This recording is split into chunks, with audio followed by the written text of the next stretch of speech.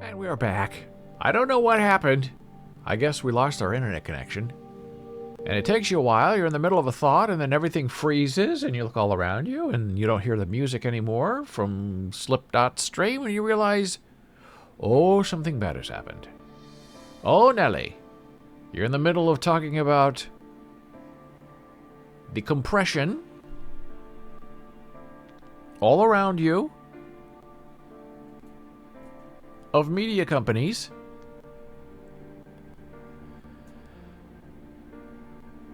and then you're mysteriously thrown off the air. It might be a conspiracy, or it might be just a little bit of a bizarre day. But we're open to all of it, and now we're back, and we're moving through life at the speed of our own sound. And while we were offline, our lovely Dora said, "Hi, how are you?" And we now say, "Hello, Dora. We are back online, so, hey, we are feeling better."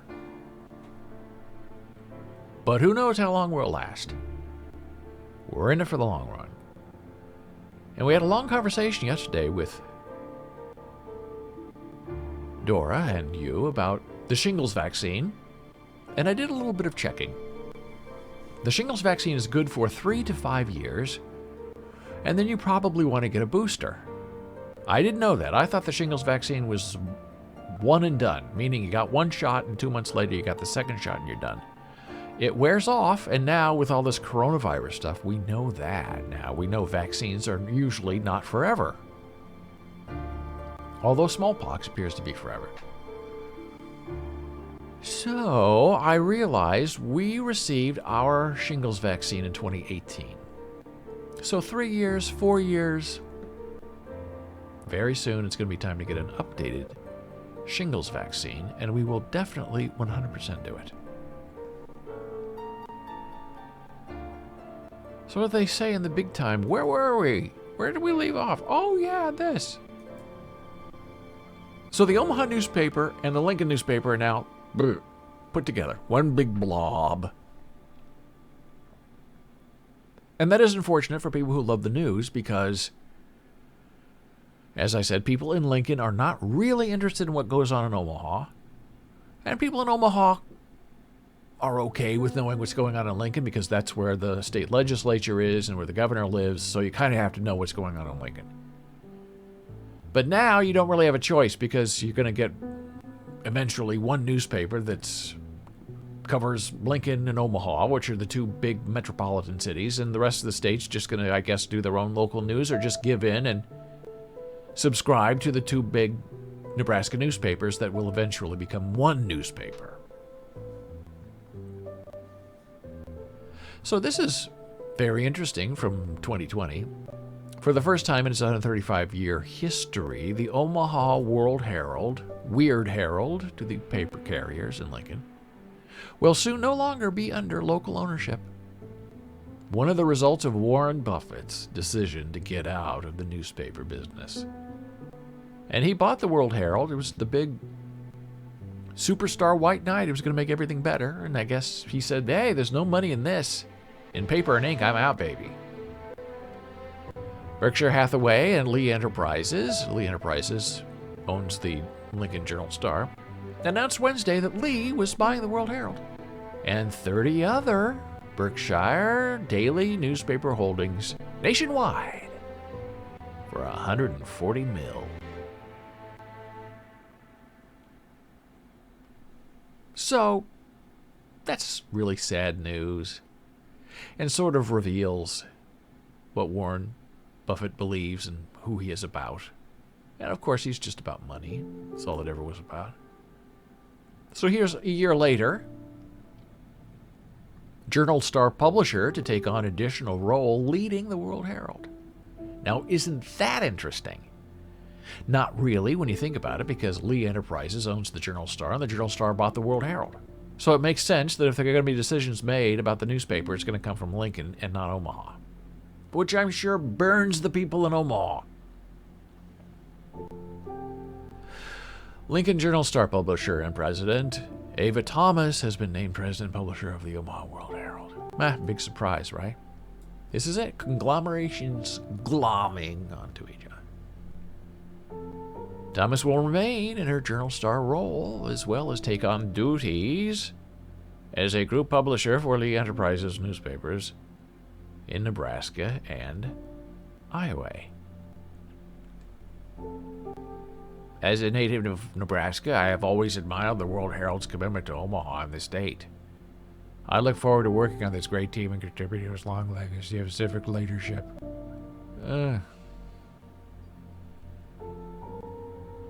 So that's what's going to happen, is all these things are coming together.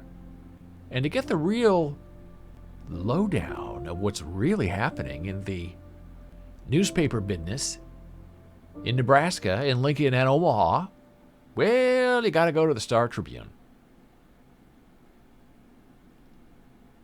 Because that's where you're going to find out what's really going on with Lee Enterprises.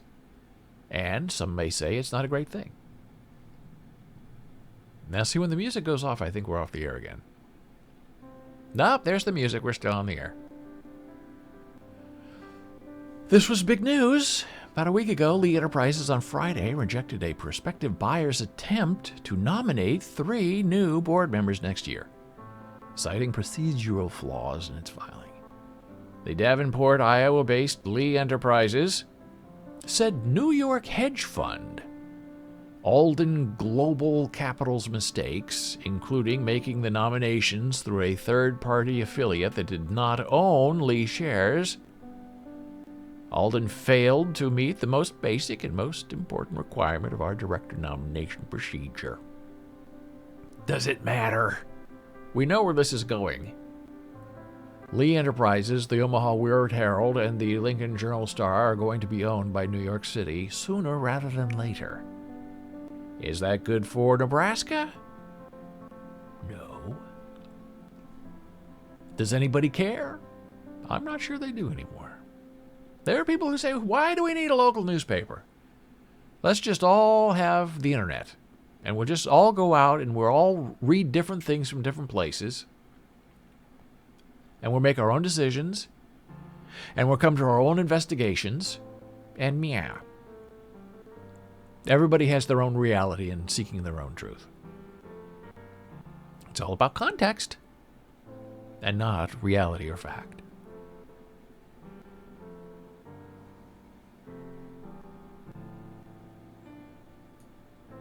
It appeared hopeful for a speedy takeover of Lee Enterprises, of the Nebraska newspapers. It appeared hopeful for a speedy takeover after making its $141,024 per share offer for Lee on November 22nd. It noted that figure represented about 30% premium over the previous day's market's close, and said that with Lee's cooperation, it could have things wrapped up in approximately 4 weeks. Well, didn't work out. And here's the sad part of it all. New York calling for Lee. Lee owns daily newspapers, digital products, over 350 weekly and specialty publications serving 77 markets in 26 states, half the country. Its newspapers include the St. Louis Post-Dispatch, the Buffalo News, the Omaha World-Herald, the Lincoln Journal-Star, the Times of Northwest Indiana, and Tulsa World. Alden's titles, the New York publisher, include the Chicago Tribune and Baltimore Sun, which it acquired this summer in its takeover of Tribune Publishing. Not its purchase, not its agreement.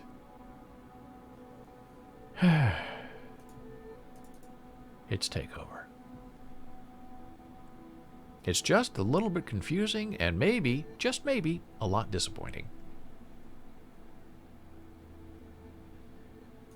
So what does this mean? Well, UNC, University of North Carolina, their School of Journalism, is discussing this very topic.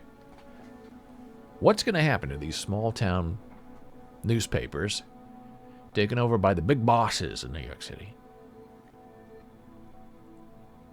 consolidation of the newspaper industry, which places the ownership of many media properties into the hands of a few large corporations. Not a few people, not a few individuals, not Charles Foster Kane, but corporations.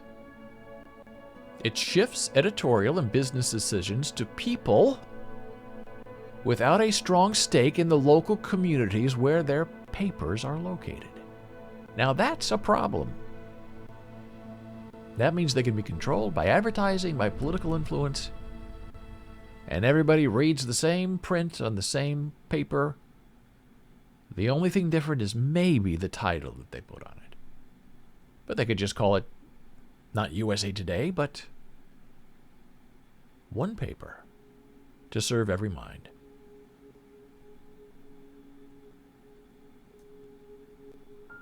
Roughly half of all newspapers in the country changed ownership over the past 15 years, some multiple times. Since 2014, most of the 1,200 papers sold have been either family-owned enterprises or small private regional chains.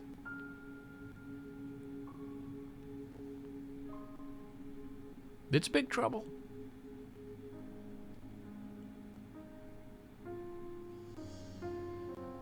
And where are you going to get the truth? Where are you going to find out what's really going on? Well, so there are underground newspapers that are trying to stay alive and bring the power to the people, and the internet does help them publish. But sometimes people want paper and ink. They don't want to have to read a virtual paper. The Brookings Institute, local journalism in crisis.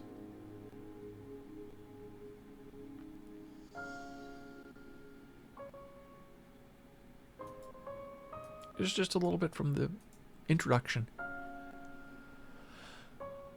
The Vindicator, the 150-year-old Youngstown, Ohio newspaper, ceased production at the end of August, having lost money for 2 decades. The Vindicator's owners struggled to find a buyer and announced its decision to shut down to a teary group of residents and readers. Many worry the newspaper's closure is a harbinger for local newsrooms across the country. But its fate is just the latest chapter in a story already playing out in too many corners of America that are underserved by the local journalism industry today. Journalism is an industry, not a business, industry. What's the difference?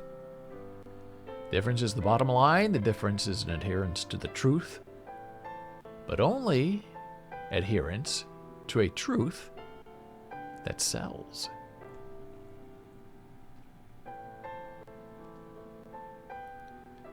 Here's an image from 2019.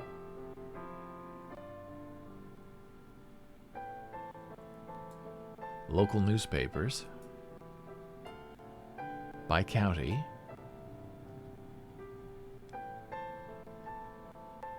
And this is from UNC, even though this is a Brookings Institute article. And you can see just how sad and horrible it is.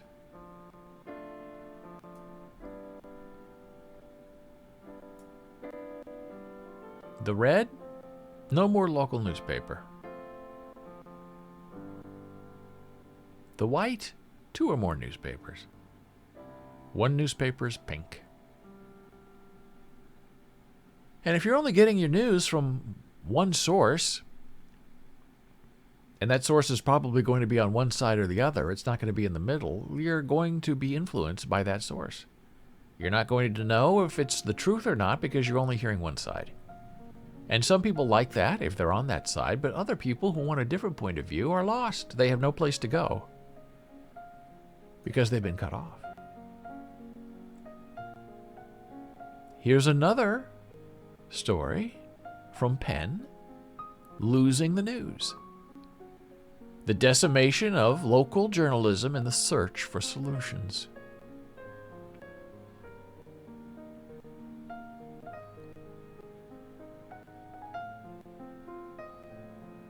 And here we go again. We'll read just a little bit of this because I know you know where we're going, but from every angle you try to take a look at this and figure out what's going on, the news is terrible. Make this a little bigger for you.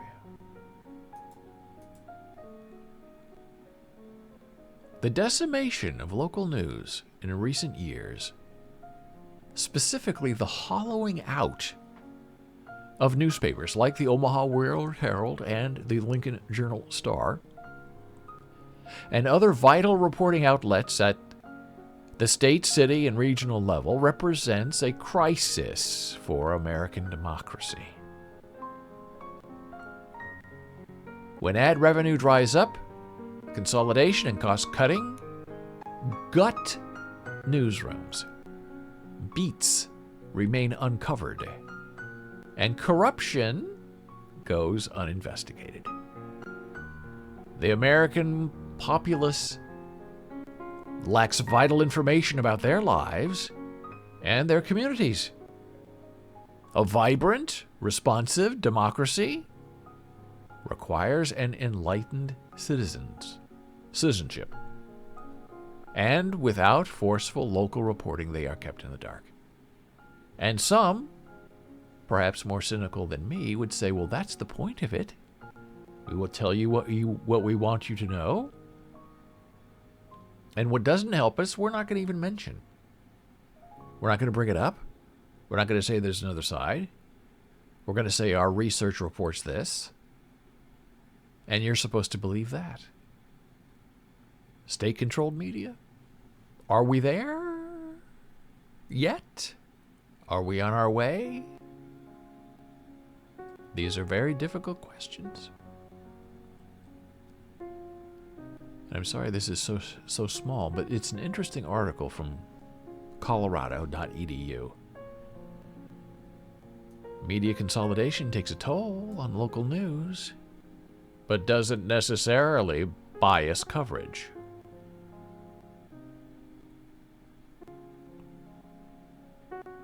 The findings, the authors say, are both bad news and good news for journalism. This paper provides strong evidence that when a large corporation takes over a news station, the amount of local content produced diminishes. That's something to be concerned about, said co-author, an associate professor at CMCI. But we did not see at scale the blatant issue manipulation some of us suspected. We found no smoking gun. But here's the problem. If things are not getting covered locally in the news, then what are you going to do? I've noticed online Facebook groups, high school groups, they live in the past. They are areas of memory. And they're not necessarily supposed to be about news or news gathering, but they don't really talk about current topics. They prefer to talk about the past when we were all in high school together. And those groups on Facebook tend to be heavily obituary centered. This person died. This person died. The funeral is tomorrow. And if you look at some local newspapers, you won't see a lot of raw, hard coverage out there because that takes time, money, and effort. And they don't want to spend the time, the money, or the effort to report what's really going on in the small neighborhoods. We want big picture. And a lot of these local newspapers, there are pages and pages filled with content, question mark, where the content is the obituary page. Where the obituary page has taken on more prominence and importance in the local newspaper than the local news because it's easy. It's non-controversial. Just put up a picture of the person, a little obit, what they did with their lives, what they meant. You're creating pages and pages of memory walls in your local newspaper, trying to set context and importance. When you're not. All you're doing is reporting on dead people. and memorializing them. And if you say anything in these Facebook groups, or if you say anything to your local newspaper about all these obituaries, oh, you're a bad person. Oh, no, no, no, no, no. Thoughts and prayers. That's what's important. Not what's happening up the street, or what's happening in the courthouse, or in the Department of State, in your state. What's important are celebrating the lives of the people who no longer live, and who don't know the truth, and who aren't reporting anything. But it fills pages, and the more pages we have, the more advertising we can run.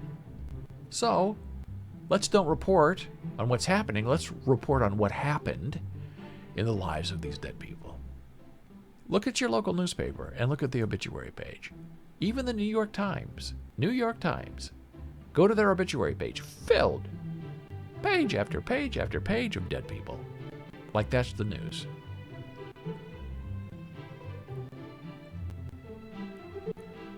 From October of this year, the effect of corporate media ownership on the depth of local coverage and issue agendas. A conceptual case study of 6 Sinclair TV station websites. So that's interesting. So they don't want to broadcast TV. They don't want to print a local newspaper. They're all going to go online. And we're all going to watch. And we're all going to read online. Because then it's easier to share on Facebook and easier to share an email and easier to copy and paste the agenda that you want propagated. And so we'll take a look at the abstract, which is free. Sinclair Broadcast Group owns over 170 television stations in the U.S. Using agenda setting and agenda cutting as a theoretical lens. One moment, I'm writing down this song so I can get rid of it. This is the Boles TV playlist. This is TV ambience. 5 keys stream. And we will remove that song from our playlist because I can't compete with the violins. Thank you very much. I think it's over now.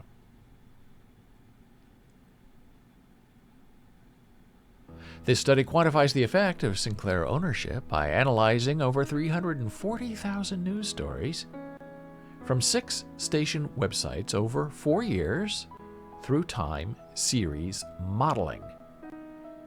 Sinclair ownership negatively changes total news stories and output for all 6 outlets. The percentage of news that is local continues to decline at all but one website. This decline predates Sinclair but continues to date. Stations appear to rely on syndicated, aka reposted, copied coverage more than ever. But this again predates Sinclair. An agenda cutting effect was observed. Sinclair cut party politics coverage at all 6 stations. So you've heard about it. You've wondered about it. It's the death of local news, the death of the intimate story, the death of the friendship that moves beyond print and paper. Who needs microfiche? Who needs a library? Why remember anything? It's all for dead people. That's what guides us. And if we're not interested in politics, then we'll just have these pool of stories that we can pull out articles and republish them in every place that we own. Do TV stories. Write local newspapers. And it'll be the same message everywhere. 160 different places. They'll all be exactly the same thing. And I wonder, why do that 160 times? Why not just have the one newspaper, right? Well, that's propaganda. That's like Pravda. That's what Russia has. I don't think we're that far away from that in America. It's just they cut it up 160 times and rename it and resell it to you as an independent voice. So we need to find our independent voice, our free thoughts, and share them with each other, because that's how we begin to slowly divine the truth of who we are and what we want to become. Well, we had a wonderful stream today, very interesting, lots of difficult, interesting topics. Had a wonderful discussion. I thank you for joining us. Watch social media a little bit later today as we give away some gift subscriptions to this Boles.tv live stream. Jana Marie's coming up this weekend, making her big debut. Lots of fun there. And if you have any thoughts, you can join us here in chat every day, Monday through Friday, 9 a.m. Eastern. You can also find us on Twitter, @David Boles. Facebook, username BOLES.